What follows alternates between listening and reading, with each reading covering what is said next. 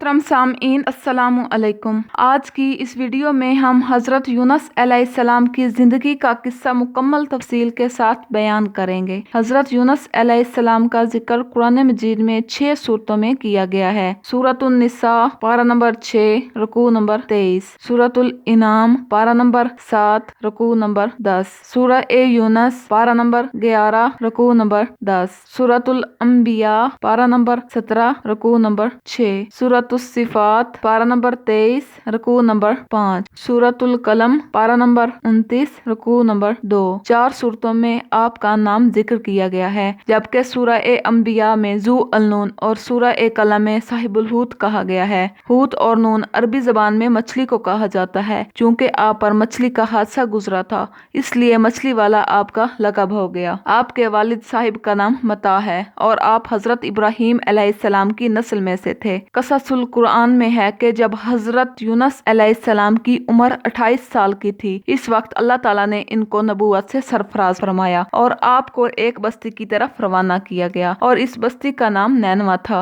और ये इराक के शुमाल में वाक़या थी। मोसल के बिल मुकाबिल थी। इन दोनों के दरमियान दरियाए दजला वाक़या था। मोसल दरियाए दजला के किनारे वाक़या था, जबकि इसके बिल्कुल सामने नैनवा की बस्ती थी। इमाम इब्ने कसीर ने नैनवा के बारे में और उन आसार और वाक़यात के बारे में लिखा है जो उनके जमाने में मौजूद थी, जहाँ कुछ बुत थे जो औंधे मुंह गिरे पड़े थे। अल्लाह पाक ने यूनुस अलैहिस्सलाम को नैनवा की तरफ रसूल बनाकर भेजा। सूरह इस-सफ़ात में इरशाद बारी ताला है, और बेशक यूनुस पैगंबरों में से था। और सूरह इस-सफ़ात में दूसरे मकाम पर इरशाद फरमाया है, और हमने इसको 1 लाख या ज्यादा पर पैगंबर बनाकर भेजा। ये सब कुफ्र पर थे। आप इन्हें दावा देते रहे और वो अपने कुफ्र शिर्क पर डटे रहे। फिर उन्होंने आप पर जुल्म जबर शुरू कर दिया, इन्हें धमकियां दी, मसाइबो अलाम से दो चार किया। मतलब ये कि जिस तरह दूसरे अंबिया के साथ किया गया, इनके साथ भी वही सलूक हुआ। आखिर आपने अपनी कौम को अल्लाह के अजाब से आगाह करते हुए ऐलान फरमाया कि फलां दिन तुम पर अजाब आ जाएगा। लोगों ने कहा कि कुछ मुद्दत मुकर्रर कर दो, तो फरमाया कि 40 दिन तक ईमान लाते हो तो बेहतर है, वरना सब के सब हलाक हो जाओगे। रफ्ता रफ्ता ये बात बादशाह तक पहुंच गई, लेकिन इसने और इसके साथियों ने इसको हंसी मजाक में टाल दिया और कहने लगे कि ये फकीर दीवाना है। एक बात इसके जी में आ गई है, अब ये इसी की रट लगाए फिरता है। और हजरत यूनुस अलैहिस्सलाम ने हक ताला की दरगाह में अर्ज की कि इलाही, मैंने जो इनसे 40 दिन का वादा किया है, तुम मेरे इस वादे को सच्चा कर, वरना मैं तो इनकी नजरों में रिस्वा हो जाऊंगा और ये लोग मुझे कत्ल कर डालेंगे। हक ताला ने फरमाया कि तुमने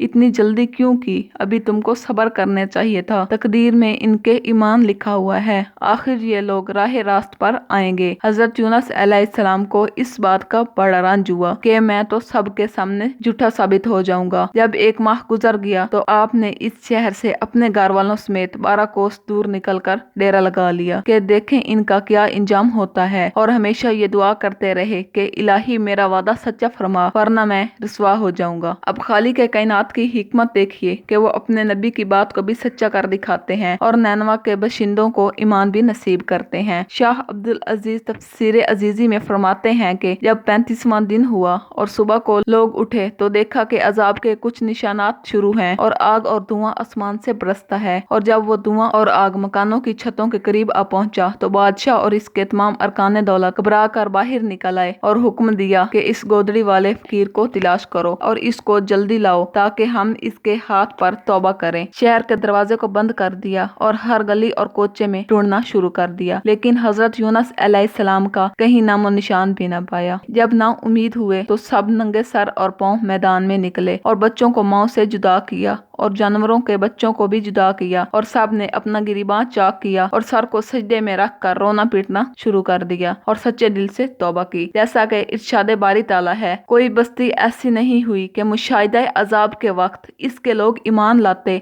और ईमान इनको नफा देता हो, सिवाय यूनुस अलैहिस्सलाम की कौम के, कि जब वो ईमान लाए तो हमने दुनिया की जिंदगी में इन पर से रसवाई के अजाब को हटा लिया और एक मुद्दत तक इनको सूदमंद रखा। तफसीर अजीजी में है कि ये किस्सा حادثہ عاشورہ کے دن محرم کی 10ویں تاریخ کو ہوا تھا۔ اس عذاب کے ختم ہونے کے بعد بادشاہ اور ارکان دولت اور تمام رعایا خوشی خوشی شہر میں داخل ہوئے، اور بادشاہ نے حضرت یونس علیہ السلام کی تلاش میں جاسوسوں کو چاروں طرف روانہ کر دیا، اور یہ بھی ان سے کہہ دیا کہ جو شخص حضرت یونس علیہ السلام کی اطلاع دے گا اس کو انعام کے طور پر ایک روز اپنی سلطنت دوں گا تاکہ وہ جو چاہے خزانے سے مال و دولت حاصل کرے۔ تفسیر کشف الرحمن میں ہے کہ شیطان نے حضرت یونس علیہ السلام کو مطلع کر دیا کہ وہ قوم تو اچھی بلی ہے، ان پر عذاب نہیں آیا، اور تفسیر عزیزی میں ہے کہ جانوروں کے ذریعے یہ اطلاع آپ کو ملی، مگر یہ معلوم نہ ہوا کہ قوم پر سے عذاب اس لیے نہ آیا کہ وہ ایمان سے بہرایاب ہو گئی ہے اور آپ کے لیے چشم برا ہے۔ یہ سن کر آپ پریشان ہوئے کہ میں اپنی قوم میں جھوٹا ثابت ہو گیا ہوں، اب ان کے پاس کیسے جاؤں گا؟ لہٰذا انہوں نے جانے کا ارادہ موقوف فرمایا اور حکم الہی کی انتظار نہ کی، اور بغیر اجازت الہی کے روم کی طرف چل پڑے اور حق تعالیٰ کے عذاب میں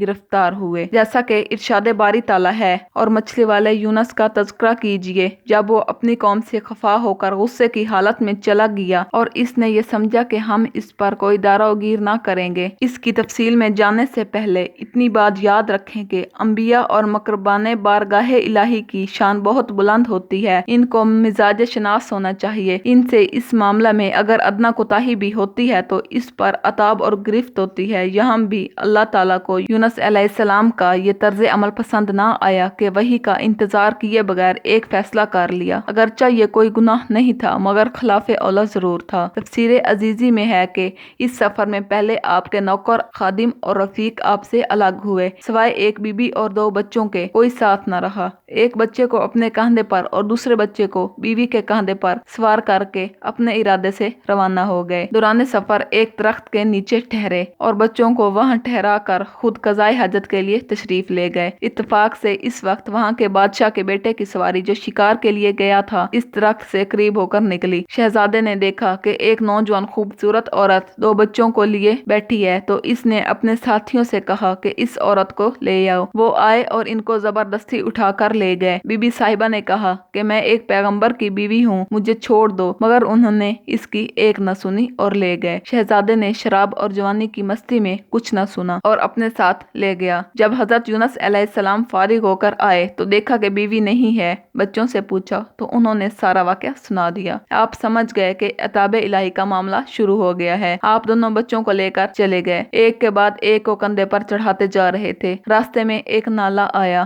ایک بچے کو کنارے پر چھوڑا، دوسرے کو کاندھے پر بٹھا کر چاہا کہ پار چھوڑ آؤں۔ جب نالے کے بیچ میں پہنچے تو دیکھا کہ کنارے والے بچے کو ایک بھیڑیا اٹھا کر لے جا رہا ہے۔ یہ دیکھ کر آپ گھبرائے اور لوٹے کے بچے کو بھیڑیے سے چھڑائے، تو اس گھبراہٹ میں دوسرا بچہ جو آپ کے کاندھے پر تھا پانی میں گر پڑا اور پانی کے ریلے میں بہہ گیا۔ آپ نے بے حد کوشش کی لیکن دونوں بچے بھی آپ سے بچھڑ گئے۔ مایوس ہو کر تنہا دریائے روم کے کنارے پر جا پہنچے۔ دیکھا کہ سوداگروں کا ایک جہاز جو روانہ ہو رہا تھا۔ آپ نے جہاز والوں سے کہا کہ میں ایک فقیر ہوں، مجھے بھی بغیر کرائے کے سوار کر لو۔ چنانچہ سوداگروں نے بخوشی سوار کر لیا کہ آپ کی برکت سے خدا ہمارا بھی بیڑا پار کرے گا اور جہاز سلامتی سے پہنچ جائے گا۔ غرض یہ کہ آپ کو سوار کر لیا گیا اور جہاز روانہ ہو گیا۔ جب جہاز دریا کے بیچ میں پہنچا تو یکایک ایک بڑا طوفان اٹھا اور موجیں آنا شروع ہو گئیں اور جہاز رک گیا، اور باوجود تمام کوششوں کے جہاز نہ چل سکا۔ تو ملاح نے کہا کہ اب کیا ہونا چاہیے؟ تو اس نے اعلان کیا کہ میں بارہا تجربہ کر چکا ہوں کہ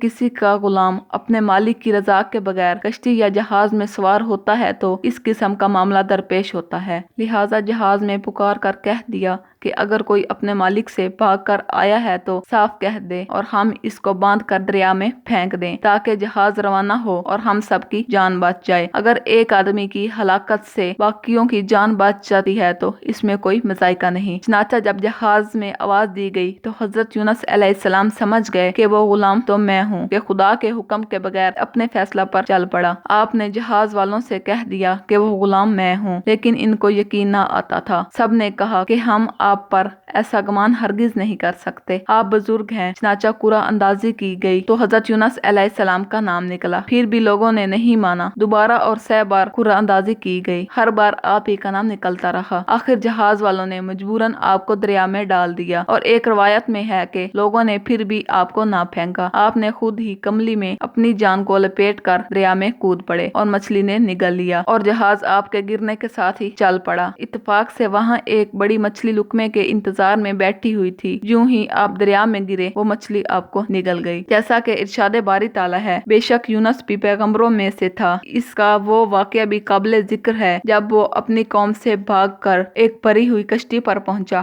پھر قرعہ اندازی میں شریک ہوا اور ہر دفعہ مغلوب ٹھہرا، پھر اس کو ایک مچھلی نے نگل لیا اور وہ اپنے آپ کو ملامت کر رہا تھا۔ تفسیر کشف الرحمن میں ہے کہ حق تعالیٰ نے اس مچھلی کو حکم دے دیا کہ ہم نے اسے تیری غذا کے لیے تیرے پیٹ میں داخل نہیں کیا، بلکہ تیرے پیٹ کو اس کا قید خانہ مقرر کیا ہے، خبردار اس کو ایک بال برابر نقصان نہ پہنچے، یہ تیرے پیٹ میں اس طرح محفوظ رہے جیسے بچہ ماں کے پیٹ میں محفوظ رہتا ہے۔ چنانچہ مچھلی دریا میں اپنا منہ باہر نکال کر چلتی تھی تاکہ یونس علیہ السلام کا دم نہ گھٹے۔ جب مچھلی نے پیغمبر خدا کو نگل لیا تو سمندروں میں چلنے پھرنے لگی۔ حضرت یونس علیہ السلام جب پوری طرح مچھلی کے پیٹ میں چلے گئے تو آپ کو خیال گزرا کہ میں مر چکا ہوں، لیکن جب ہاتھ پاؤں کو ہلایا تو زندگی کا یقین ہوا، اور وہیں کھڑے ہو کر نماز شروع کر دی اور اللہ سے عرض کی کہ اے پروردگار، میں نے تیرے ایسی جگہ کو مسجد بنایا جہاں کوئی نہ پہنچا ہوگا، اور ساتھ ہی تسبیحات شروع کر دی۔ جیسا کہ ارشاد باری تعالیٰ ہے، اس نے سخت تاریکیوں میں بھی پکارا کہ تیرے سوا کوئی معبود نہیں، تو پاک اور منزہ ہے، بے شک میں ہی قصوروار ہوں۔ پس ہم نے اس کی دعا قبول کر لی اور اس کو مصائب سے نجات دی، اور ہم ایمان لانے والوں کو ایسی نجات دیا کرتے ہیں۔ ابن ابی حاتم کی ایک حدیث ہے کہ حضرت یونس علیہ السلام نے جب مچھلی کے پیٹ میں ان کلمات کو کہا تو دعا عرش خداوندی کے ارد گرد منڈلانے لگی، اور فرشتوں نے کہا، خدایا یہ آواز تو کہیں بہت درد والی ہے، لیکن اس آواز سے ہمارے کان ناآشنا ہیں۔ فرمایا آپ پہچان لو کہ یہ کس کی آواز ہے؟ عرض کیا نہیں پہچانا۔ فرمایا یہ میرے بندے یونس علیہ السلام کی آواز ہے۔ فرشتوں نے کہا، وہی یونس علیہ السلام جس کے نیک اعمال اور مقبول دعائیں ہمیشہ آسمان پر چڑھتی رہتی ہیں، خدایا ان پر تو ضرور رحم فرما، ان کی دعا قبول فرما لے، وہ تو آسانیوں میں بھی تیرا نام لیا کرتے ہیں، اور ان کو بلا سے نجات دے دے۔ اللہ تعالیٰ نے ارشاد فرمایا، میں اسے نجات دوں گا۔ ابن کثیر میں ہے کہ مچھلی کو حکم ہوا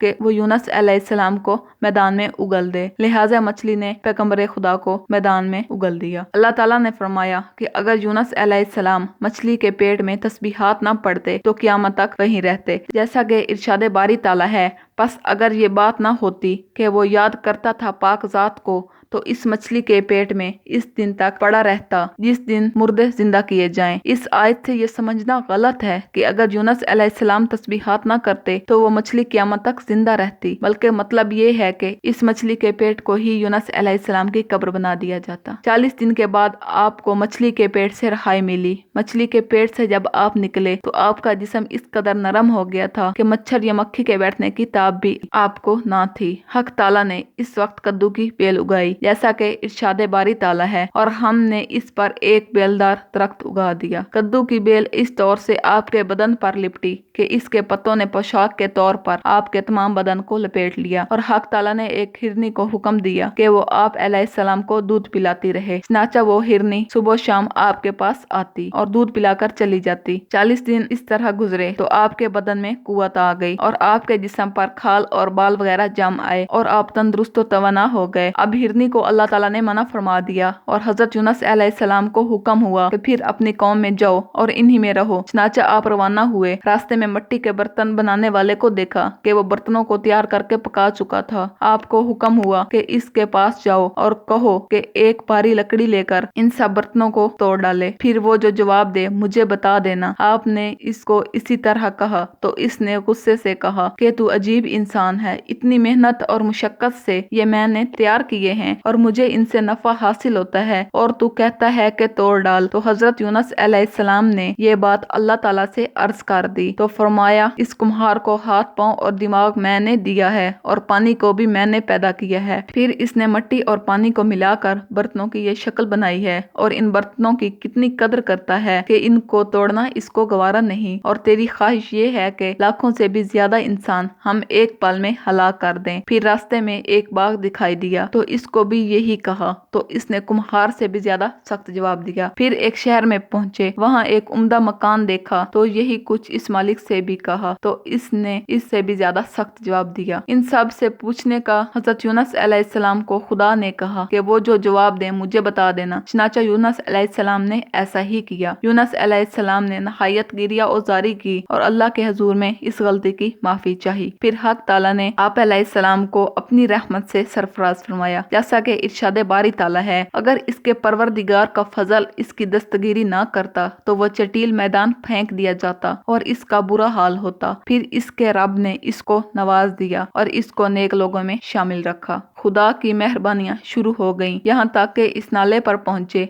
जहां आपके दो बच्चे जाते रहे थे। इस गांव के लोगों को देखा कि दोनों बच्चों को साथ लिए खड़े हैं। इनसे हाल पूछा तो उन्होंने कहा कि एक बुजुर्ग यहाँ से जा रहे थे, इनका एक बच्चा पानी में बह गया था जिसको हमारे धोबियों ने पानी से निकाला है और दूसरा बच्चा किनारे से बेड़िया उठाकर ले गया था। इसको हमारे चरवाहों ने बेड़िए से जख्मी छुड़वा लिया, फिर इसका इलाज किया गया। इस दौरान बच्चों की निगाह आप पर पड़ी तो आपको बच्चों ने पहचान लिया, तो लोगों ने बच्चे आपके हवाले कर दिए और आपको इज्जत के साथ नाले से पार कर दिया। आप हक ताला का शुक्र अदा करके आगे बढ़े। जब इस दरख्त के करीब पहुंचे जहाँ से आप और बीबी साहिबा की जुदाई हुई, देखा कि कुछ लोग चौकी के तौर पर दरख्त के नीचे बैठे हैं। आपने इनसे पूछा कि तुम लोग कौन हो और किस लिए यहाँ बैठे हो, तो उन्होंने कहा कि हमारे शहजादे की सवारी एक दिन यहाँ से निकली थी, किसी फकीर की औरत यहाँ बैठी हुई थी। इस औरत को शहजादा जबरदस्ती पकड़कर ले गया था। इस दिन से आज तक वो शहजादा पेट के दर्द में मुब्तला है। बादशाह ने ये देखकर हम लोगों को यहाँ बिठाया है कि अगर इन बुजुर्ग का कभी इधर से गुजर हो तो इनको हमारे पास ले आओ कि शहजादे का जुर्म माफ कराएं और इनकी औरत जो आज तक पर्दे में बैठी हुई है इनके हवाले कर दें। आपने फरमाया कि वो फकीर मैं ही हूँ। चनाचा बड़ी इज्जत और अकराम के साथ आपको बादशाह के पास ले जाया गया। बादशाह भी बहुत तजीम से पेश आया, फिर आपसे दुआ की इल्तिजा की। हक ताला ने आपकी दुआ से शहजादे को शिफा बख्शी। फिर बादशाह ने आपकी बीवी आपके हवाले की और बहुत कुछ मालो असबाब आपकी नजर करके आपको रुखसत किया। आप वहां से आगे चले और शहर नैनवा और मौसल की सरहद के पास पहुंचे। फिर आपने एक शख्स को इन बस्तियों के लोगों के पास रवाना किया ताकि वो आप अलैहिस्सलाम के आने की खबर दे। चनाचा नैनवा का बादशाह और इसके अरकान आपके आने की यह खबर सुनकर कई मंजिल तक आपको लेने आए और नहायत तज़ीम व तकरीम से आपको शहर ले गए और मुद्दत तक आपकी फरमाबरदारी करते रहे।